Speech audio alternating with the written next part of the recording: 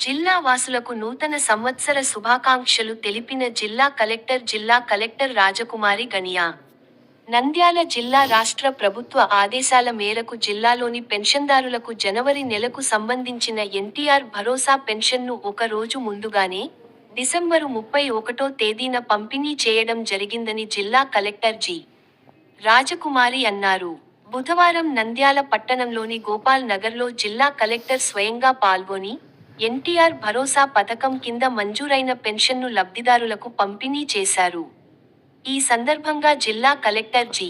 రాజకుమారి మాట్లాడుతూ, రాష్ట్ర ప్రభుత్వ ఆదేశాల ప్రకారం జిల్లాలోని మొత్తం 2,16,000 మంది పెన్షన్దారులకు 92 కోట్ల రూపాయలు మేర ఎన్టీఆర్ భరోసా పెన్షన్ మొత్తాన్ని డిసెంబరు 31వ తేదీననే విజయవంతంగా పంపిణీ చేయడం జరిగిందన్నారు. పేదలు, వృద్ధులు, దివ్యాంగులు, వితంతువులు ఆర్థిక భద్రతతో జీవించేందుకు ఈ పెన్షన్ పథకం ఎంతగానో దోహదపడుతోందని ఆమె పేర్కొన్నారు.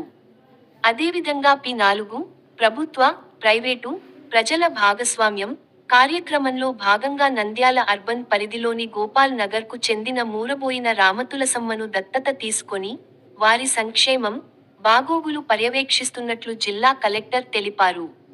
జిల్లాలోని ఉన్నత స్థాయి ప్రజలు కూడా ముందుకు వచ్చి, బంగారు కుటుంబాలకు చేయూతనిచ్చి, వారి జీవన ప్రమాణాలను మెరుగుపర్చేందుకు సహకరించాలని ఆమె పిలుపునిచ్చారు.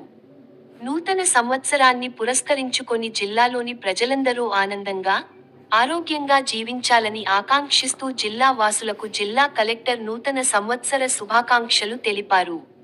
అనంతరం గోపాల్ నగర్కు చెందిన మూరబోయిన రామతులసమ్మకు ఎన్టీఆర్ భరోసా పెన్షన్ 4,000 రూపాయల మొత్తంతో పాటు, నూతన సంవత్సరం సందర్భంగా పండ్లు, మిఠాయిలు కిట్ మరియు మంచాన్ని జిల్లా కలెక్టర్ అందజేశారు.